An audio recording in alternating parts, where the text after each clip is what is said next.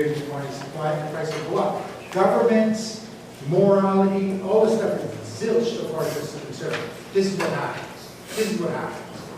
So then, left to its own devices, leaving the market alone, assuming that it's competitive, because only in a competitive market are people price takers, and does this happen, then the price will move to where price to quantity demand equals the quantity supplied, and the price that the commodity is supplied at is equal to the price that the commodity is demanded at.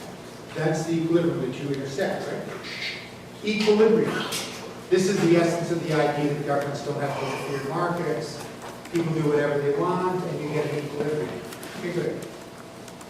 Then I showed you some stuff about what if I didn't have, what if I had a situation where quantity demanded at a given price, quantity demanded was greater than quantity supplied, this is above the equilibrium, then you wouldn't move towards the equilibrium. But the essence of that question is for you to think about the mechanism as a literal mechanism, not just some piece of junk that you just look at, right? Okay, good. Then we talked about government price controls. And we talked about already surplus on shortages. We said that we can have surpluses and shortages dictated by government decree. You could have a surplus because the government insists that the price should be higher to protect certain elements of the producers.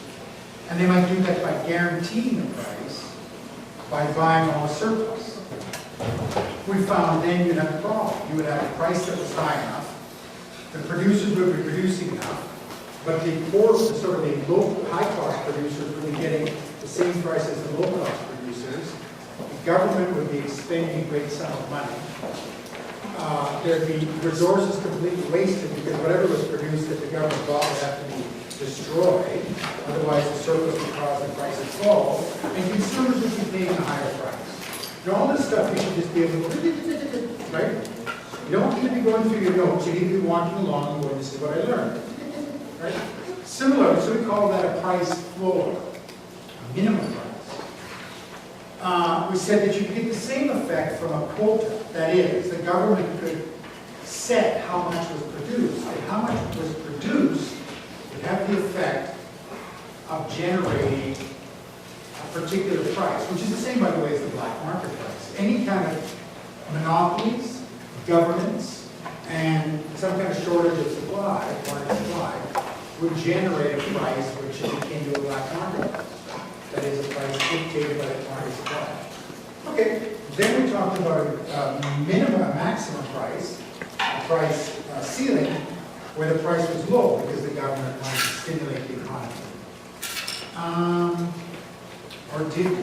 Where did we end up? We might have ended up at the price floor, and we'll probably end up talking about minimum wage. And that's where we start. Okay? Agree? Now, by the way, have we talked about consumer services yet? Good. Here's what I thought I brought it in, but I didn't. Here's what I read in the New York Times where they analyzed it. And tell me what this is all about, what you know it's about. It was a discussion of bots in buying, it was actually about a woman trying to buy tickets somewhere in the U.S., maybe New York, for Justin Bieber. So we're totally sympathetic with her.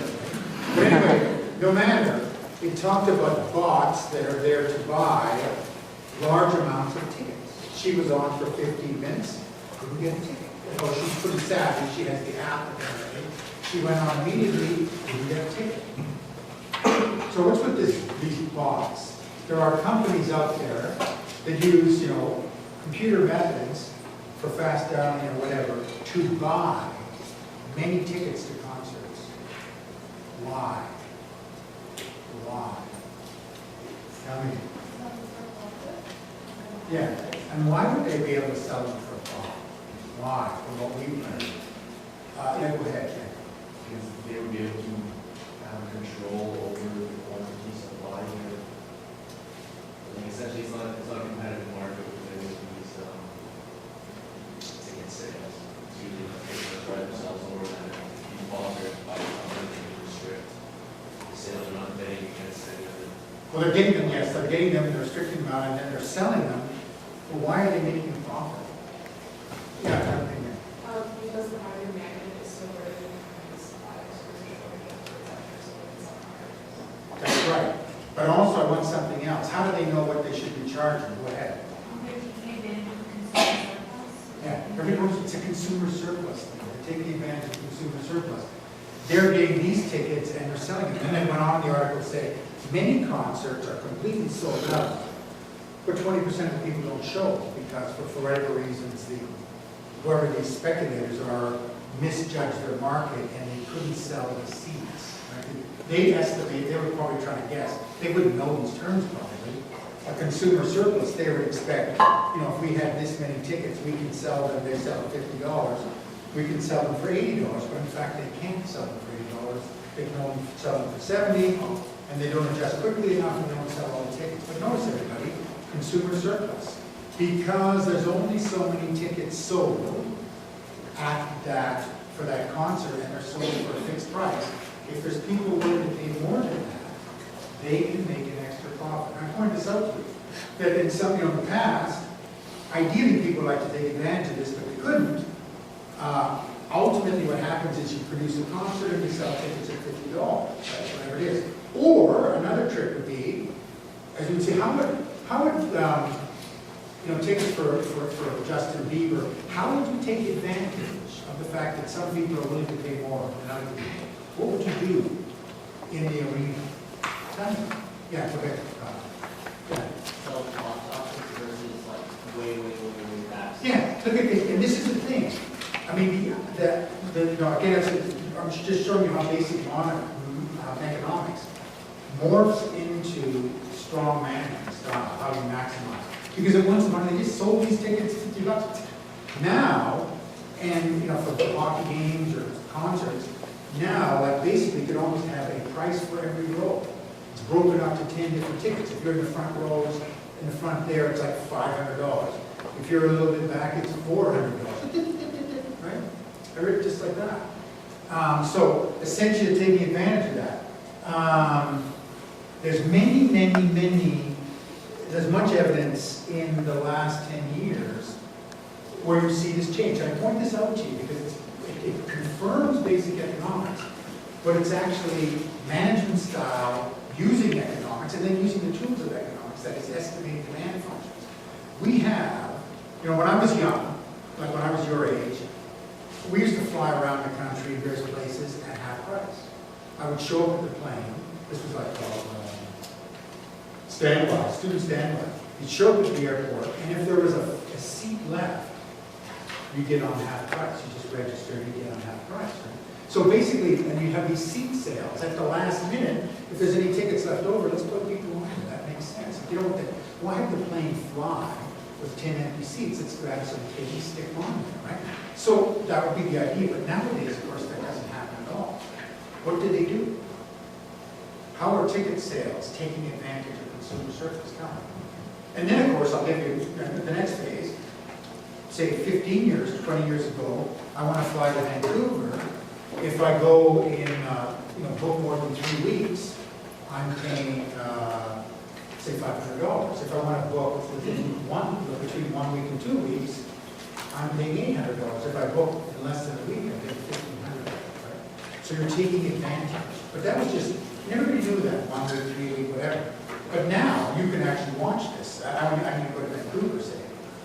I got to be careful because day by day it changes. As the plane fills up, they change prices. They have programs to do this. The price changes as it fills up. Hotels now do this. Broadway shows do this. I can read all this stuff to you because this comes out. Basically, as the Broadway show fills up, they now have the computer programs. Once it hits a certain amount, prices change as the show fills up. If the company's 90% full, now we're selling, instead of $50, we're selling it at $250. You want to see? Don't give away the seats. And this is really interesting. I didn't see this in San Francisco recently, but it's supposed to be there. In San Francisco, they have smart parking meters. If you show up on the street and there's no cars parked on the street, you can pay $1 an hour. But as there's more cars parked on the street, it costs you more. So when you show up, if there's every car parked, and there's only one place left, you find that it costs you $5 an hour. Notice what it's doing is taking advantage of consumer surplus. And again, I say to you, good management, maybe bad, mean or whatever it is, but good management is saying you're taking advantage of the fact that these people pay more, right? That's how you do it. So rather than let that big area of consumer surplus go to the consumers, take it from them as profit. This is called price discrimination. But again, we're not going to do a lot of that, but I need you to think about it. These ideas are not very fair. That's the way the world works now. Okay, so let's move on to the next phase, which is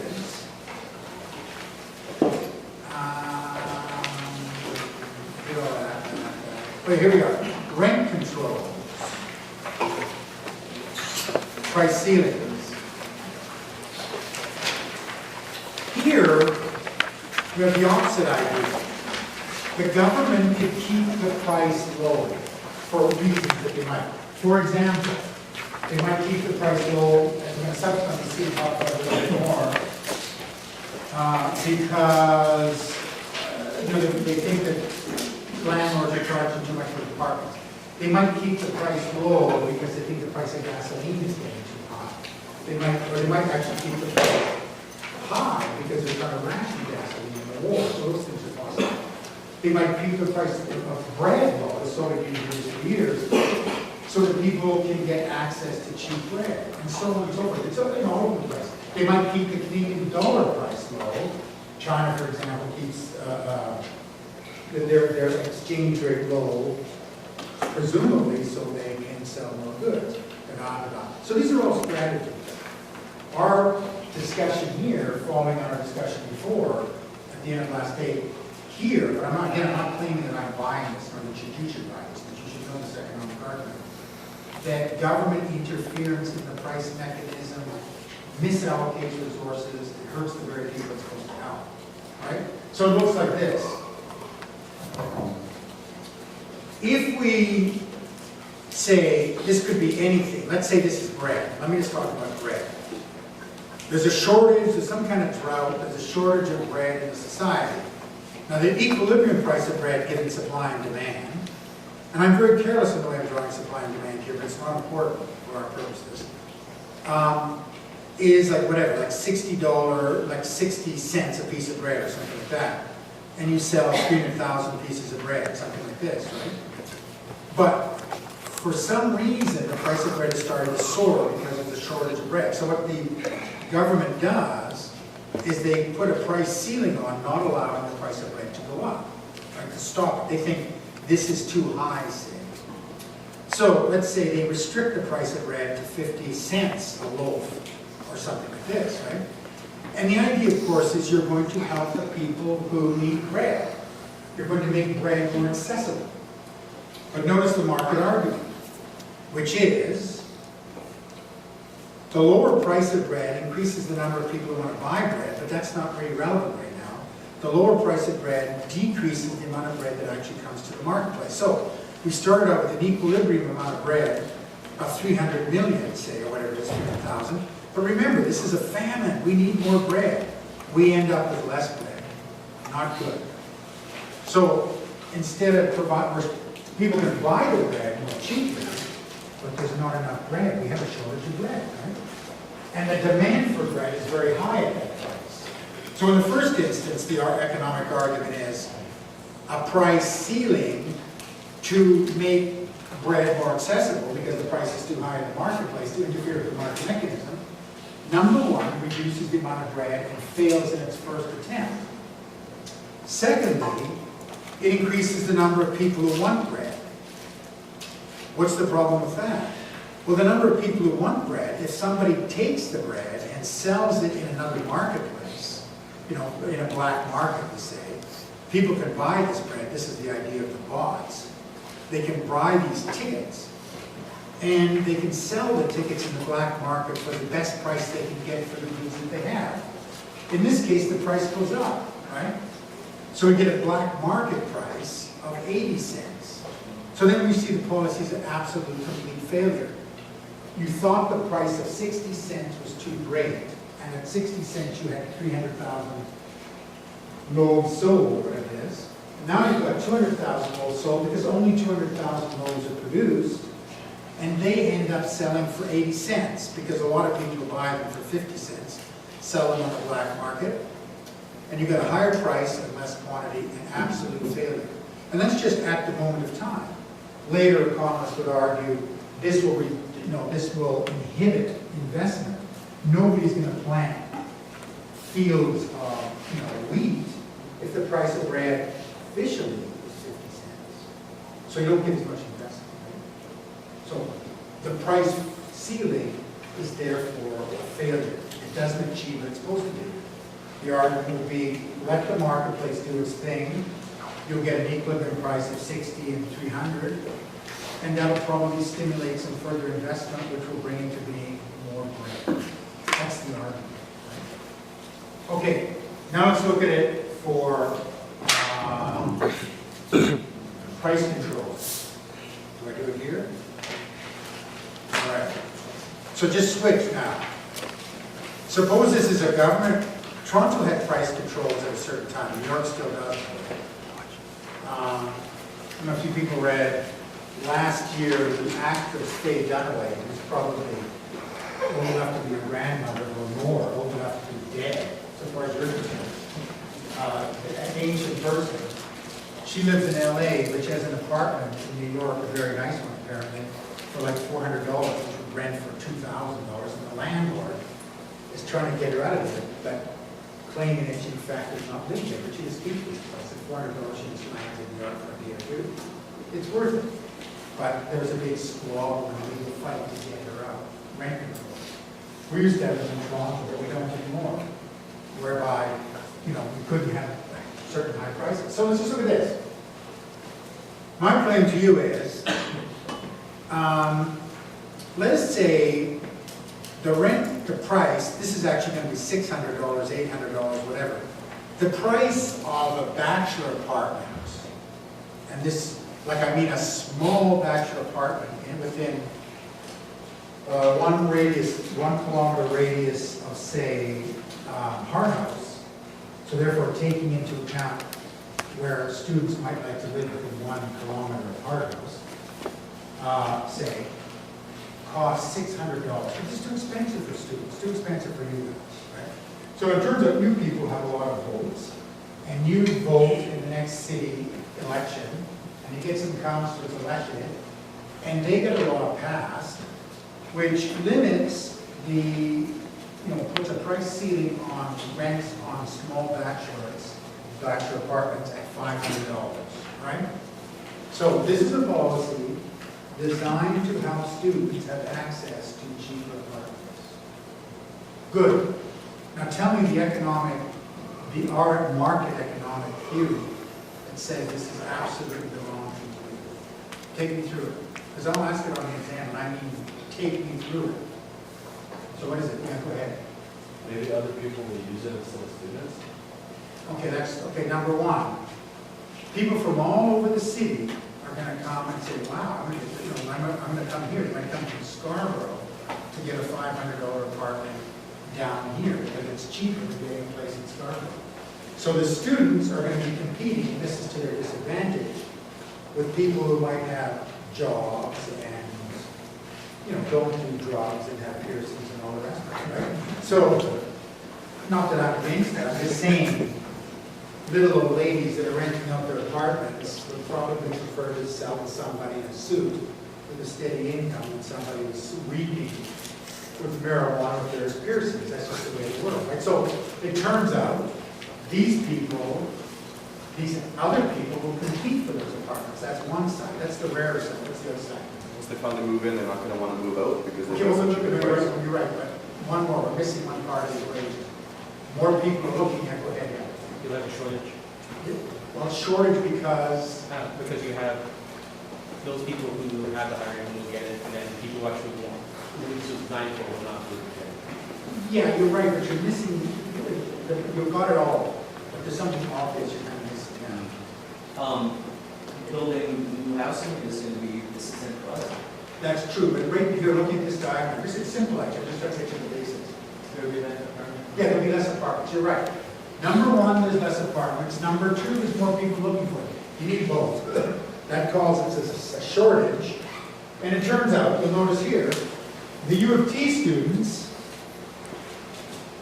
there's 100 less apartments, say, And then notice there's another 80 people or 50 or 70. So the U of T students, they used to get 300 apartments at 600. Now what's left for the U of T students is 130 U of T students get apartments. So they get hammered in both events. It is a failure. That is the argument.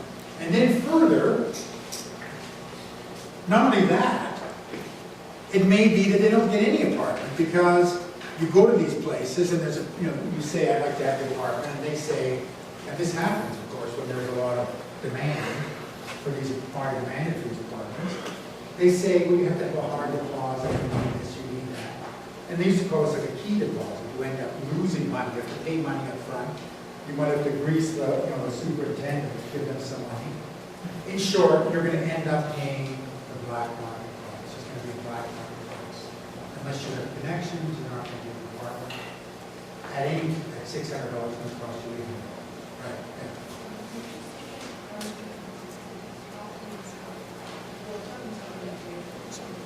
Now this is a good point, because the theory, and this is going to see that first of all, the argument would be that she says apartments are already there. But the argument would be that they're not. That actually, when the price of apartments goes down, there's fewer apartments. They say there's certain people who don't want to rent out like their second floor or their basement or this and that. It's worth it for $600, but it's not worth it for $500.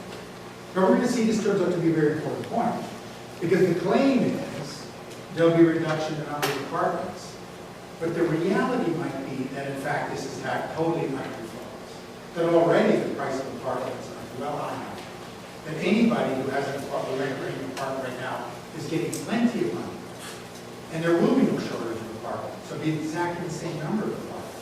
That's the argument.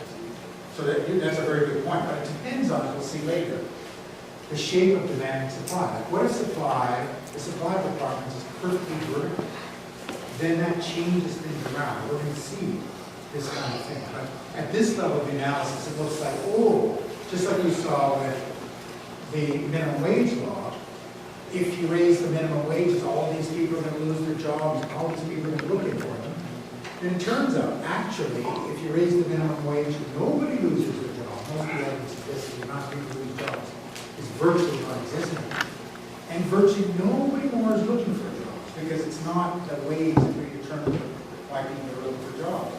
So, although the claim is a lot of people lose their jobs and other people take their jobs, and the reality is, in fact, this isn't true. And with the rental thing, if it is in fact if there is no change in the number of apartments because they already got a high rent, then the whole sort of story starts to fall apart. Okay? But that's another issue. We'll leave that open for the moment. Okay, any burning issues in this? Good. Now we'll get down to some other nitty-gritty stuff, which is, oh, by the way, what is competition? What is competition? We'll accept that. Fair enough. We'll get that in the exam. What is competition?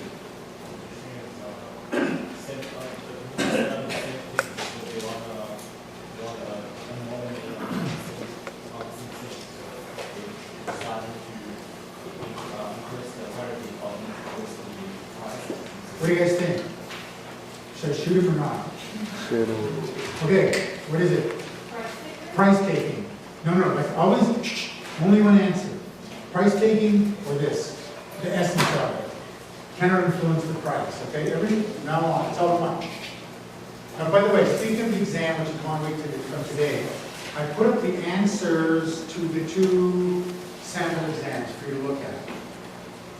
The exams are going to look very similar. We're going to cover up to elasticity, although on Wednesday, I'll be moving on to a discussion of the derivation of demand and budget lines, but we will not have that in the exam. Question number 1, 8 marks, production possibility curve. Question number 2, shapes of demand and supply. Question number 3, linear demand and supply. I'm going to do this right now. Question number 4, question number 3, I'm missing something. Oh, question number 4, elasticity calculation, blah, blah, blah. Question number 5, elasticity diagram. And then, same format as the 2 practice exams. Make sure you understand it. And then some definitional or explanation questions. some multiple choice, and the multiple choice are going to be taken from the Blackboard repository of multiple choice, the ones that are up with this. So that means you're probably going to go through about 20 or maybe 30 multiple choice on the 3 or 4 exams that are on Blackboard relevant to this and know them, which is good practice for the final. Okay, everybody? That's your task, 1 week from today. And we are writing the exam between 6 and 7. I may have said 7 or something. 6 and 7, 6:10 and 7:10. In EX, I don't know what it is, 300, 310, whatever I posted. If I haven't posted, remind me, I'll make sure I have. And after the exam, which is maybe the hardest part of the course, 20 minutes later, we'll hook up here at 7:30, and we'll move on. But we always have to constantly move on, so that's hard. That's the way it is. Don't just, as soon as the exam is over, go off and party hard. We take your paper down the road. Yeah. Is the only information you just said on the Blackboard, one question is anything on the test? Is it a question on? Well, it is in the sense that it's in the practice exam, so. But it's not hard to figure out what questions you're going to do in the exam. Think about what you're doing and all the practice exams. Yeah. In the package that you gave us, it says June 3rd, midterm exam, lecture begins at 8:30, not 7:30. Yeah. So that means we have a half-hour lecture. No, it means that I screwed up. I mistyped. I was probably thinking of something wonderful. And I blew down an 8. Maybe I was just hoping that I could just wander off and show up an hour later. No, we're going to start at 7:30. Right?